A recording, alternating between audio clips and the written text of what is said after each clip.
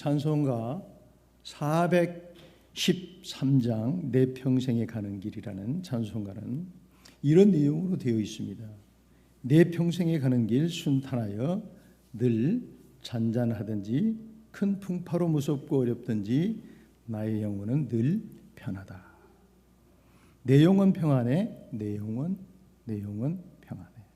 저 마귀는 우리를 삼키려고 입 벌리고 달려와도 주 예수는 우리의 대장되니 끝내 싸워서 저 마귀는 끝내 싸워서 이기리라. 내 영혼 평안해. 내 영혼 평안해. 내 지은 죄 주홍빛 같더라도 주 예수께 닿으려면 그 십자가 피로서 다 씻으사 흰 눈보다 더 정하리라. 내 영혼 평안해. 내 영혼 평안해. 이 찬송가의 작사자는 스페포스라는 분인데요. 이분은 D.L. 무디와 함께 복음 전도에 함께 했었던 평신도 사역자였습니다. 그런데 이 찬송을 짓게 된 계기는 다음과 같습니다. 스페포스의 아내는 3명의 아이들과 함께 배를 타고 프랑스로 여행을 떠나게 되었습니다. 그런데 그 배가 항해 중에 충돌로 인하여 그 배가 침몰하게 됩니다. 그런 과정에서 수많은 사람들이 목숨들을 잃고 간신히 스페포스의 아내는 목숨을 건지지만은 그 3명의 자녀들은 영영이 이별을 하고 맙니다. 그런데 그와 똑같은 시간에 스페포스는 시카고에 대화재가 일어나고 맙니다. 그 대화재로 말미암아 스페포스는 자기가 가지고 있는 모든 재산이 다 그 화재로 인하여 재산을 잃게 됩니다. 바로 스페포스는 자녀를 잃고 전 재산을 잃어버리는 그 고통과 슬픔 가운데서도 평정심을 잃지 아니하고 하나님께서 주시는 그 놀라운 위로를 통하여 오늘의 이 영감 어린 바로 찬송가를 작사하게 됩니다. 우리는 삶 속에서 늘 평안하고 평강 가운데 지내고 싶어 합니다. 오늘 성경 본문은 이렇게 시작합니다. 19절입니다. 이날 곧 안식 후 첫날 저녁 때에 제자들이 유대인들을 두려워하여 그랬습니다. 모인 곳에 문들을 닫았더니 예수께서 오사 가운데 서서 이르시되 너희들에게 평강이 있을지어다 라고 말씀하셨습니다. 제자들은 유대인들을 너무나 두려워한 나머지 문을 꼭 이렇게 닫았다라는 오늘 이 본문의 원문의 뜻은 문을 2중 3중으로 걸어 닫았다는 뜻이에요. 그렇기 때문에 이 제자들이 얼마만큼 유대인들을 지금 두려워한 그 마음을 우리가 읽을 수 있습니다. 바로 제자들은 유대인들이 너무나 두려운 나머지 문을 2중 3중으로 걸어 잠그면서 두려움 속에 떨고 있었을 때 예수께서 나타나셔서 평강할지어다 라고 말씀하신 거예요. 바로 너에게 샬롬이 있기를 원한다. 제자들의 마음의 평강을 선포하시면서 바로 제자들을 위로한 것이죠.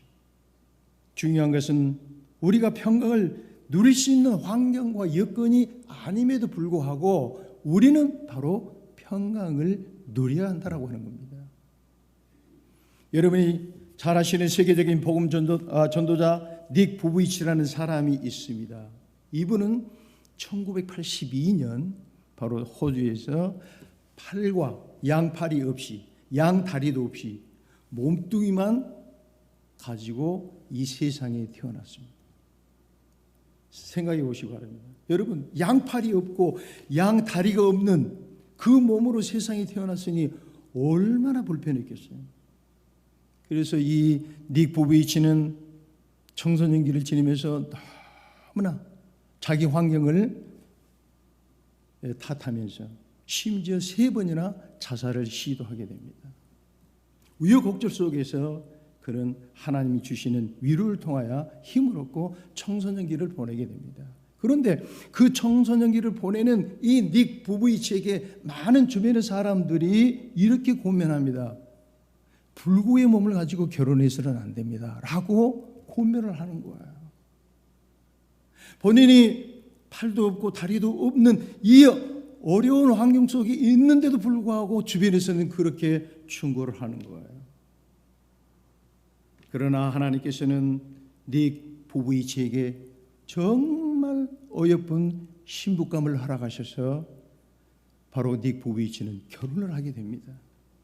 그래서 이 닉 부부이치는 사랑하는 그 아내를 통해서 엄청난 용기를 얻게 되는데, 사랑하는 그 아내는 여보, 당신이 비록 팔이 없고 다리가 없다 하지만은 당신은 세계적인 복음 전도자가 될 수 있어요 라고 용기를 북돋아 줍니다. 그래야 이 닉 부부이치는 아내의 격려를 통하여 지금 행복한 가정을 가지고 있으며 4명의 자녀를 둔 가정으로서 행복한 세계적인 복음 전도자의 삶을 살아가고 있다라고 하는 거예요. 할렐루야. 한번 여러분들이 기회가 되시면은 인터넷을 통해서 한번 이 닉 부부이치라고 하는 복음 전도자를 한번 쳐보세요. 어떠한 그 삶의 과정 속에서 그가 그 양팔이 없고 다리가 없는 가운데서도 이 세계적인 복음 전도자의 길을 걸어가고 있는지, 우리는 그의 모습을 볼 때마다 겸손해지지 않을 수가 없어요. 우리는 너무나 좋은 환경 속에 살아가고 있음에도 불구하고 우리는 평강을 누리지 못하고 있다는 것에 대해서 우리가 늘 우리 자신들을 돌아다 보아야 되겠다고 하는 거예요. 사랑하는 성도 여러분, 우리 서기환 목사님과 이소영 사모님께서 이제 오늘 예배를 마치면 새로운 교회를 개척하기 위하여 한국으로 출국하시게 됩니다. 두 분께서 한국으로 가시기로 결정한 그 모든 일에 평강함이 있기를 축원드립니다. 우리는 이 평강함이 있어야 우리가 모든 일을 할 수 있습니다. 민수기 6장 24절과 25절을 보면 성경에 이렇게 기록이 되어 있습니다. 여호와께서는 내게 복을 주시고 너를 지키기를 원하시며 여호와는 그 얼굴을 내게로 드사 은혜 베풀기를 원하시며 여호와는 그 얼굴을 내게로 향하여 비추사 평강 주시기를 원하노라. 할렐루야. 자, 사랑하는 성도 여러분, 그렇다면 이 민수기가 어떠한 상황 가운데서 기록된 성경입니까? 바로 시내산에서부터 가나안 땅으로 들어가기 전 광야 여행 가운데서 기록된 성경이라고 하는 거예요. 자, 그렇다면 여러분 생각해 보세요. 광야 여행 가운데서 이스라엘 백성들은 얼마나 힘들고 그 삶이 불편했겠습니까? 제가 보기에는 가장 어려웠던 것은 아마 물사정이 아니었을까 이런 생각이 들어요. 자, 그런데 여러분, 우리는 지금 얼마나 편안하게 생활을 하고 있습니까? 샤워 마음껏 할 수 있죠. 여러분, 100년 전에 심지어 미국 사람들도 샤워를 한 달에 한 번 정도 할까 말까 하였다는 기록이 있습니다.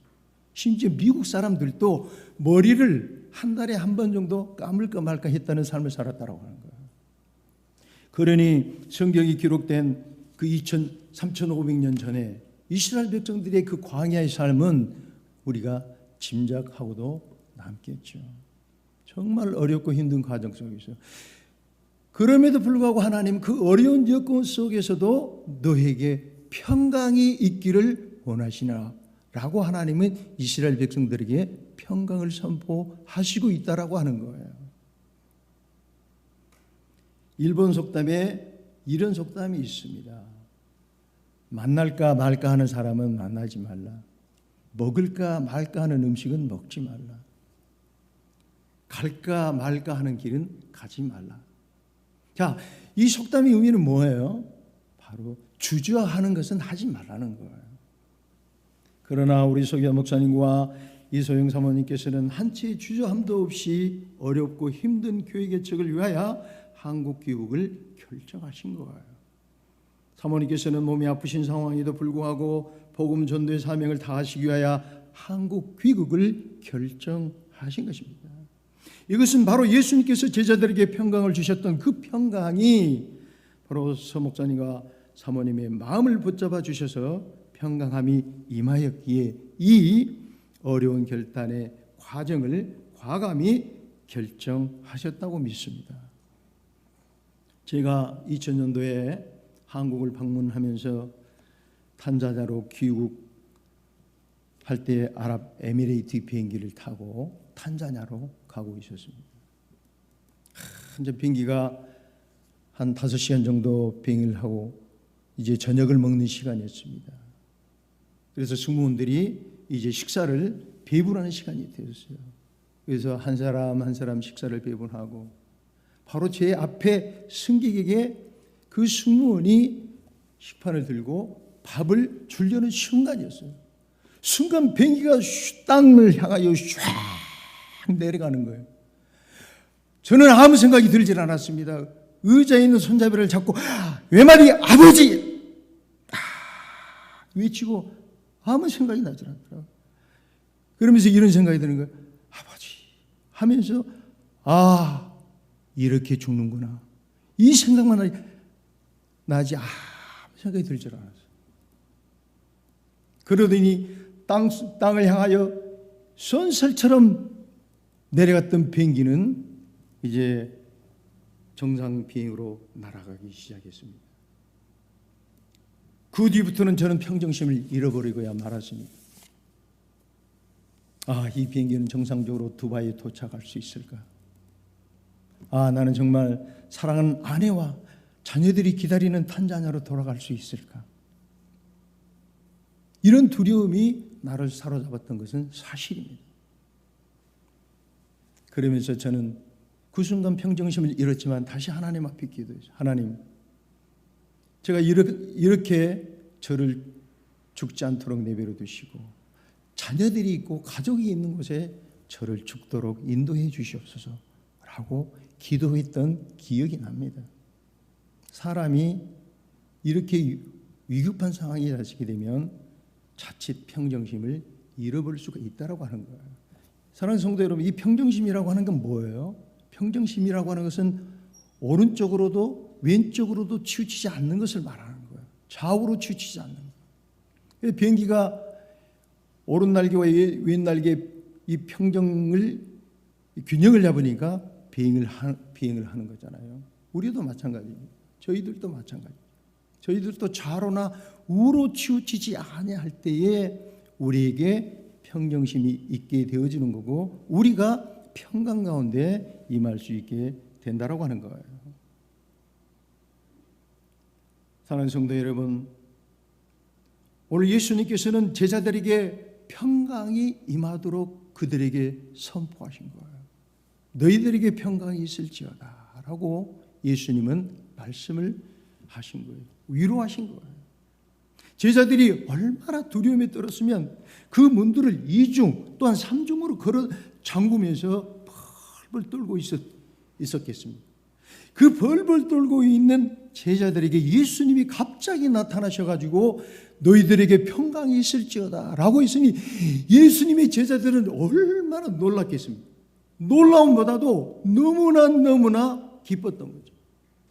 예수님은 십자가에 못 박혀 죽으시고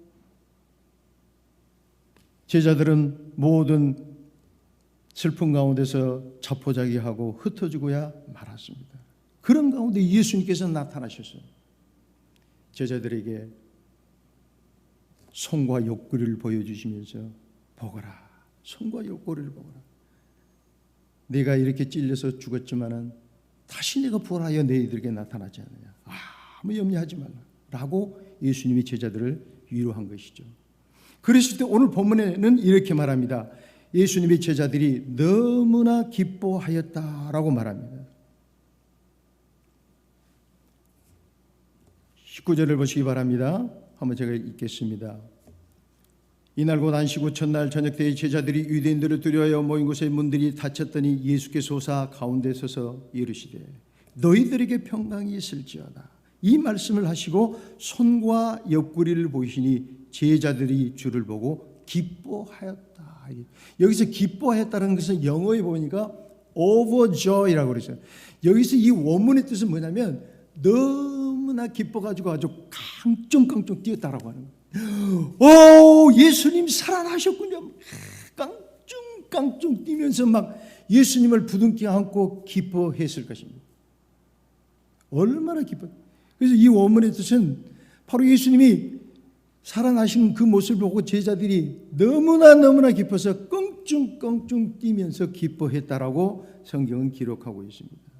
자, 그런데 예수님을 막상 그들이 부활하신 예수님을 보고 기뻐했지만은 예수님을 대면한 제자들에게는 예수님을 향한 미안한 마음과 송구한 마음이 있었습니다. 바로 그 마음은 무엇이었죠? 바로 예수님을 배반하고 부인하고 심지어 베드로는 예수님을 저주하면서 도망갔기 때문에 예수님을 대면할 때 너무나 송구한 마음이 들지 않을 수 없었다라고 하는 거예요. 자, 오늘 본문 20절과 21절 사이에는 그 행간에는 기록이 없지만은 그 20절과 21절 사이에는 분명 예수님과 예수님의 제자들이 나누었던 그런 내용들이 있었을 것입니다. 어떤 내용들이 있었을까요? 저는 이렇게 생각하고 예수님의 제자들이 예수님에게 말씀합니다. 주님, 정말 죄송합니다. 아마도 베드로의 성경상 베드로는 아마 예수님을 부둥켜 안고 엉엉 울었을 거예요. 주님, 죄송합니다. 죄송합니다. 제가 주님을 부인하고 주님을 배반하고 심지어 저주까지 하고 도망간 저를 용서해 주시옵소서 라고 베드로는 펑펑 울면서 예수님에게 용서를 빌었을 것입니다. 자, 그럴 때 오늘 예수님께서는 21절에 뭐라고 말씀합니다? 예수님께서는 그래, 베드로야, 너의 실수를 내가 용서한다. 그러면서 21절에 또 이렇게 말합니다. 예수께서 이르시되 너에게 평강이 있을지어다. 그래, 내가 너의 실수를 다 용서할 테니 평강함을 가지라. 이렇게 이야기한 거죠. 예수님의 제자들은 한 가지로 복음 전도자의 자격을 잃어버린 자들이었습니다. 예수님을 배반했기 때문이죠. 예수님을 부인했기 때문이죠. 심지어 예수님을 저주까지 했었던 그들은 제자들의 자격이 없었던 자들이었습니다.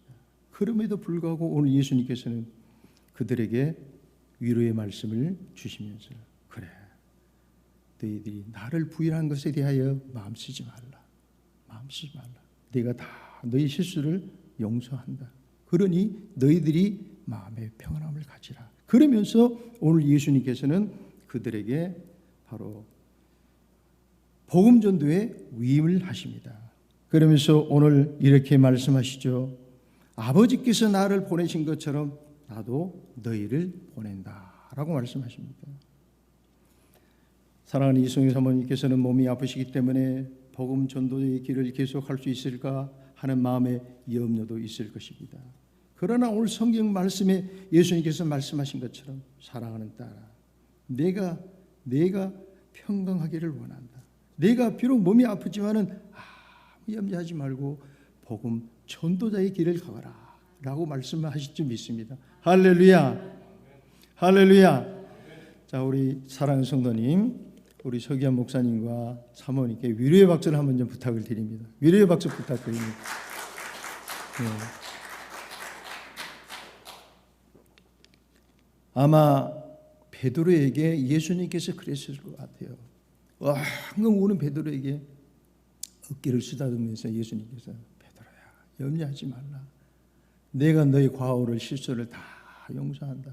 그러면서 아버지께서 나를 보낸 것처럼 나도 너를 세상에 보낼 테니 아무 염려하지 말고 복음 전도자의 길을 가거라 라고 부탁을 했다라고 하는 거예요. 할렐루야. 오늘 예수님께서 바로 이소영 사모님과 우리 서기환 목사님에게 아무 걱정하지 말고 네 부부 이치를 보거라. 그 불구의 몸을 가지고 세계적인 복음 전도자의 길을 걷지 않느냐. 사랑을 따라 아무 걱정하지 말고 이 길을 가거라. 하나님께서 이 길을 갈 때에 사모님의 모든 병도 다 치료해 주실 줄 믿습니다. 할렐루야. 그렇습니다. 오늘 21절입니다. 너에게 평강이 있을지어다. 아버지께서 나를 보내신 것처럼 나도 너를 저 세상에 복음 전도자로 보낸다 라고 말씀하신 것은 제자들에게 말씀하신 말씀이기도 하지만은 우리에게도 주신 말씀입니다. 할렐루야. 자, 그래서 우리도 이 복음 전도자의 길을 걸어야 되겠다라고 하는 거예요. 22절입니다. 이 말씀을 하시고 저희를 향하사 숨을 내쉬며 이르시되 성령을 받으라 그랬어요. 23절 너희가 네 죄든지 사하면 사하여질 것이요 네 죄든지 그대로 두면 그대로 있으리라 그랬습니다. 자, 오늘 성경에서 예수님께서 제자들에게 복음 전도자의 길을 가시게 하시면서 두 가지를 선물로 주시는데요. 첫 번째 그 선물은 바로 성령 충만함을 입도록 선물을 주신 거예요. 성령을 선물로 주신 거예요. 두 번째는 죄사함의 은총, 죄사함의 은총을 선포할 수 있도록 이 두 가지를 복을 주시면서 복음 전도자의 길을 걷게 하십니다. 오늘 요한복음 20장 22절에 예수님께서 그들을 향하사 숨을 내쉬었다라고 말합니다. 그러면서 성령을 받으라 말씀하신 거예요. 사랑하는 성도 여러분, 여기서 22절에 예수님께서 숨을 하고 이 내셨던 것은 바로 무엇을 말하냐면 예수님의 숨결을 말합니다. 예수님의 생명을 말하는 거예요. 예수님의 호흡을 말하는 겁니다.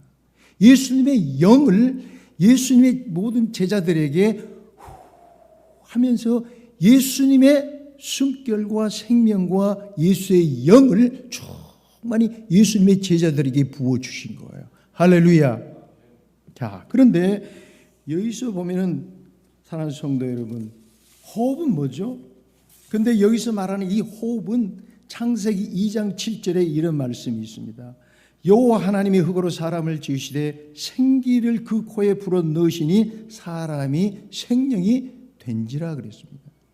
여기서 오늘 요한복음 20장 22절에 예수님께서 숨을 내셨던 거 하고 창세기 2장 7절에 여호와 하나님이 흙으로 사람을 지으시고 생기를 그 코에 불어 넣으시고라는 이 생기는 똑같은 단어입니다. 바로 하나님께서 여호와 하나님께서 흙으로 사람을 창조하시고 그 흙에 생기를 불어 넣으실 때 그 흙이 생명이 된 거예요. 살아있는 아담이 된 거예요. 살아나게 된 거죠.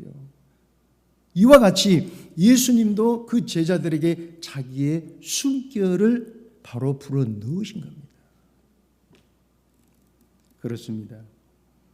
사랑하는 성도 여러분, 예수님께서는 제자들을 위임하시면서 그냥 단순히 빈손으로 보내신 것이 아니라 그 온몸 가득히 예수님의 제자들에게 예수의 숨결을 불어 넣으신 거예요. 예수님의 생명을 불어 넣으신 거예요. 예수님의 생명의 기운, 성령의 충만함을 불어 넣으신 거예요. 오늘 서기환 목사님과 또한 사랑하는 사모님, 또한 우리 모든 성도들이 오늘 예수 그리스도께서 이 자리에서 여러분들에게 이 예수의 숨결을 하고 불어 넣으시고 있습니다. 할렐루야. 우리가 예수 그리스도의 이 숨결을 받을 때에 예수의 생명이 우리 가운데 역사하게 되는 겁니다. 그러나 사랑하는 성도 여러분, 우리가 이 예수의 숨결을, 예수의 생명을, 이 예수의 호흡을 우리가 받아들이기가 쉽지 않아요. 왜 그렇습니까? 갈라디아서 2장 20절에 이런 말씀이 있습니다. 네가 그리스도와 함께 십자가에 못 박혔나니 그런즉 이제는 네가 산 것이 아니요 내 안에 누가 산다? 그리스도께서 사신 것이라. 네가 육체 가운데 사는 것은 나를 사랑하사 자기 몸을 버리신 하나님의 아들을 믿는 믿음 안에서 사는 것이라. 그래서 바로 이거예요. 왜 사도 바울은 그런 말을 했습니까? 나는 매일 죽노라. 사도 바울은 갈라디아서 2장 20절을 통하여 그렇게 고백합니다. 내가 그리스도와 함께 십자가에 못 박혔나니 이제는 내가 산 것이 아니요 내 안에 그리스도께서 사신 것이다. 내가 십자가에 못 박혀 죽지 않으면 예수 그리스도께서 내 안에 역사할 수 없다라고 하는 거예요. 사랑하는 성도 여러분, 전도서에 보게 되면 솔로몬이 이런 고백을 합니다. 그는 온 모든 이스라엘을 통치하는 왕으로서 그는 모든 것을 가졌어요.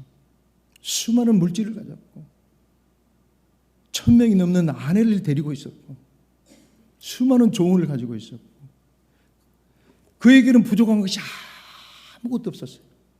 그럼에도 불구하고 그가 인생의 마지막 황혼기에 고백한 내용이 전도서 1장 1절에 보세요. 뭐라고 말을 하고 있습니까? 모든 것이 헛되고 헛되고 헛되니 모든 것이 헛되고 헛되도다. 이 헛되도다라고 하는 말이 무슨 말이냐면요, 허공이란 말이에요. 허공. 텅 비었다. meaningless. 텅 비었다. 아무것도 아니다. 또 다른 말은 뭐가 있느냐면요, 호흡이라는 말이 있습니다. 호흡. 근데 말이죠, 이 헛되다라는 말은 원문이 헤벨이라는 말인데 이 헤벨이라는 말은 하발이라고 하는 호흡에서 온 말이에요. 그런데 이 호흡과 예수님의 호흡은 전적으로 다른 거예요. 바로 솔로몬이 말했던 이 모든 것이 헛되고 헛되고 헛되도다라고 하는 말은 사람의 호흡과 같은 거예요. 사랑하는 성도 여러분, 여러분이 겨울철에 입김을 후 한번 불어보세요. 그럼 입김이 나가면서 공중에 순식간에 사라지고 맙니다. 이처럼 사람의 호흡이라고 하는 것은 정말 의미 없는 거예요. 무가치한 거예요. 무가치. 그렇기 때문에 우리가 중요한 것은 뭐예요? 이처럼 모든 인간적인 그 호흡처럼 사람의 호흡처럼 사라져버릴 사람의 모든 욕심과 욕망과 인간적인 그 수단은 한순간에 사라지는 안개와 입김과 같은 헛된 것들입니다. 이런 헛된 것들로 우리가 가득 우리를 채웠을 때에 예수 그리스도의 호흡, 예수 그리스도의 숨결이 우리에게 임할 수가 없는 거야. 임할 수가 없는 거야. 그렇습니다. 사랑하는 성도 여러분, 그럼에도 불구하고 한번 생각해 보세요. 이번 주 한 3, 4일 전이었어요. 저희 동기의 목사님 남동생이 갑자기 심장마비가 와가지고 앰뷸런스에 실려간 거예요. 콜롬비아 병원에 실려간 거예요. 여러분, 사람이 심장이 딱 멈추면 하는 게 뭐죠? 그렇죠. 이렇게 이제 가장 중요한 것은 사람이 숨을 안 쉬더라도 피를 공급해야 돼요. 그러면 사람이 살아나요. 그러니까 심장을 압박을 가해가지고 이렇게 가한 다음에 그 입에다 대고 숨을 불어 넣어줘야 되는 거예요. 이렇게. 그래서 피가 통하게끔 심장을 강하게 압박을 해서 피가 통하게끔 해가지고 그 다음에 입을 열고 호흡을 불어넣어야 되는 거예요. 이게 인공호흡이에요. 사랑하는 성도 여러분, 항차 사람들이 이 긴급 상황 속에서 응급조치를 할 때 피를 공급하고 그 다음에 그 입과 입을 열어서 호흡을 불어넣을 때 그 사람은 살아나는 거예요.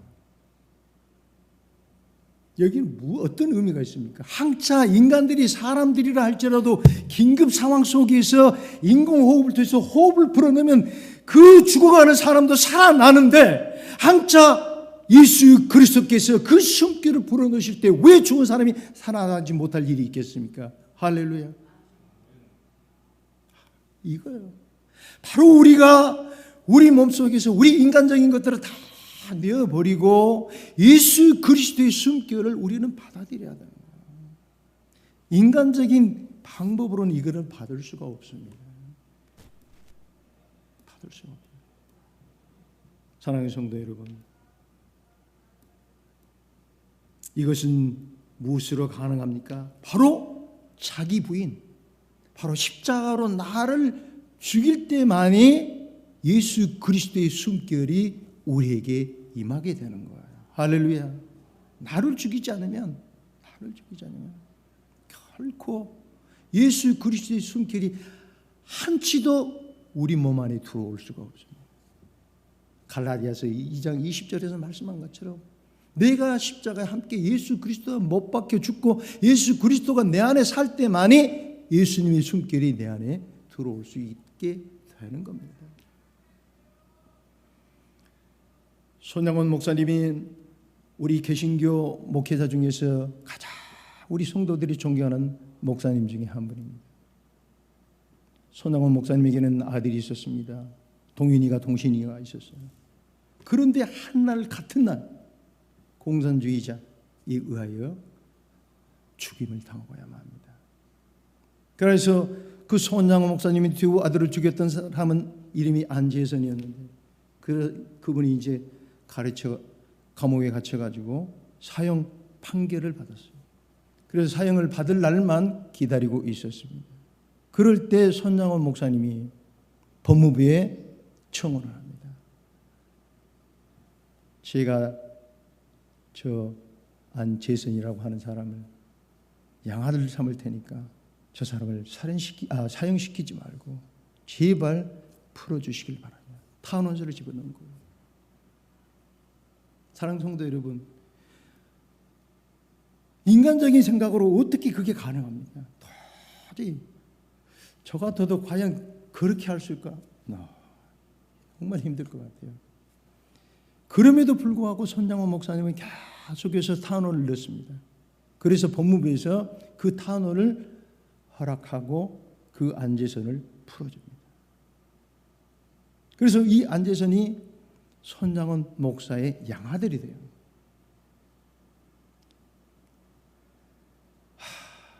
인간적인 생각으로서는 저는 임파서블하다고 불가능하다고 봐요. 그런 일을 어떻게 자기 아들을 하나도 아니고 둘까지 죽인 살인자를 용서하고 그것도 그 살인자를 양아들 삼아가지고 내 아들을 낳는다.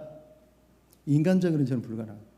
그럼에도 불구하고 이 손양원 목사님이 그렇게 할 수 있었던 것은 그 원동력이 어디서 나온다고 봅니다. 저는 바로 예수 그리스도의 숨결이 손양원 목사님에게 가득 채워졌기 때문에 예수 그리스도의 생명이 그 안에 가득히 역사하고 움직였기 때문에 그로 하여금 자기 아들을 죽였던 살인자를 용서하고 양아들 삼아가지고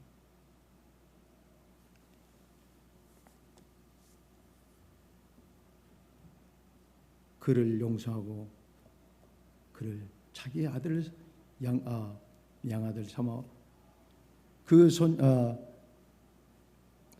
살인자 안재선은 손양원 목사의 그 전폭적인 사랑에 그가 녹아져서 회개하고 뉘우치고 그 결국에 하나님 앞에서 또 목사의 길을 걷게 됩니다.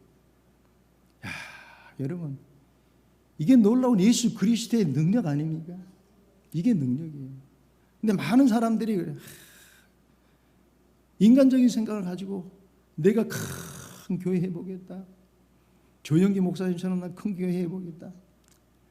의미 없는 겁니다. 명성교회 김삼환 목사님처럼 큰 교회 해보겠다. 의미 없는 거예요. 하는 성도 여러분, 큰 교회 한다고 해서 그게 무슨 의미가 있는 겁니까? 솔로몬이 볼 때는 다 헛된 것들이 뿌립니다. 교회는 정말 진정한 예수 그리스도께서 원하시는 교회는 지역교회로 나가는 거예요. 지역교회라고 하는 건 뭘 말하는 겁니까? 바로 동네에 세워지는 교회들을 말하는 거예요. 메가처치가 서가지고 모든 전국에 있는 전 나라에 있는 성도들을 빨아들이는 것, 이건 다른 교회들이 망하는 길이에요. 윈윈하는 게 아닌 겁니다. 모든 교인들을 다 죽이는 길이에요. 이런 인간적인 것들을 다 버릴 때에 예수 그리스도께서 예수 그리스도의 숨결이 우리에게 역사하는 거예요. 사는 성도 여러분. 그래서 우리가 무슨 큰 일을 하겠다라는 그런 인간적인 생각들을 다 버리는 것이 예수 그리스도께서 우리 안에 역사하게 될 것입니다. 사랑하는 성도 여러분, 우리 모두 예수의 숨결이 우리에게 가득 채워지도록 우리를 비우는 자들이 되십시다. 우리가 예수 그리스도 앞에서 우리를 십자가에 죽이고 우리가 낮아지고 겸손할 때 예수 그리스도의 숨결이, 예수 그리스도의 생명이, 예수 그리스도의 호흡이, 예수 그리스도의 향기가 우리를 통해서 역사하게 될 것입니다. 이러한 예수 그리스도의 숨결이 넘쳐나는 예수 그리스도의 제자들이 되어주십시다. 서기한 목사님과 사모님 한국 가셔서 이제 교회를 개척하실 텐데 조용히 목사님처럼 큰 교회 하겠다는 꿈을 버리시고 오늘 말씀처럼 내 안에 예수가 살아나는, 예수의 숨길이 살아나는 교회만 하신다 해도 제가 볼 때는 많은 성도들이 모이리라 믿습니다. 오늘 말씀처럼 예수 그리스도의 숨길이 내 안에 역사할 때 사모님의 파키슨 오른메릭으로 시험을 받으리라 믿습니다. 할렐루야. 그렇습니다. 병을 나으려고 애쓸 필요가 없어요. 저는 그렇게 생각합니다. 내 안에 예수 그리스도의 향기가, 예수 그리스도의 숨결이 나타날 때 네가 가지고 있는 그 모든 질병들과 고민들과 네가 가지고 있는 염려들이 다 사라지고 해결되리라 믿습니다. 할렐루야. 할렐루야. 사실 저는 오늘 말씀을 선포하면서 마음감이 교체했어요. 여러 가지 생각이 많이 듭니다. 사실은 많이 들어요. 그러나 저는 그런 생각들도 다 오늘 말씀처럼 예수의 숨결로 다 비우기로 마음 먹었습니다. 마음 먹었어요. 예수 그리스도께서 내 안에 숨 쉬도록 나를 다 비우도록. 목회자, 선교사는 사실 굉장히 외로운 포지션입니다. 외로운 위치예요. 여러분들 정말 오늘 하나님께서 주신 말씀은 바로 그거예요. 다른 게 없습니다. 예수 그리스도의 숨결로 우리를 가득 채울 때 모든 것들이 다 해결되어지리라 믿습니다. 사랑하는 우리 서기한 목사님과 또 여기에 오늘 말씀을 들으러 오셨던 그 모든 성도님들 부탁하건대 인간적인 그 모든 것들은 다 하나하나씩 포기해 나가는 모습, 포기해 나가는 연습들을 우리가 해 나가는 것이 야말로 예수 그리스도의 제자로 서 나가는 첫 걸음이 아닌가 이 생각이 듭니다. 저도 가끔 저 자신을 볼 때 굉장히 부끄러울 때가 많아요. 정말 고백입니다. 부끄러울 때가 많아요. 정말 내가 예수의 제자인가? 정말 내가 예수의 제자로 살아가고 있는가? 그러면서 부끄러울 때가 정말 많습니다. 부끄러울 때가 많아요. 오늘 예수님께서 우리에게 원하시는 것은 바로 예수님이 내 안에 역사하도록 우리 자신을 비워두는 연습을 우리가 매일매일 해나갈 것이야말로 예수의 제자로서의 그 길을 한 걸음 한 걸음 걸어나가는 우리들이 아닌가 이렇게 생각이 됩니다. 자, 사랑하는 성도 여러분, 우리 모두 오늘 말씀처럼 예수 그리스도의 숨결이 여러분 가운데 역사하도록 여러분을 비우는, 여러분을 부인하는 십자가에 못 박는 여러분들이 되어주셔서 정말 어떤 환경 가운데서도 평정심을 잃지 않냐고 예수께서 주시는 그 평강함을 유지하면서 예수 그리스도의 제자로의 삶을 살아가는 여러분들이 되어지기를 예수님의 이름으로 축원을 드립니다.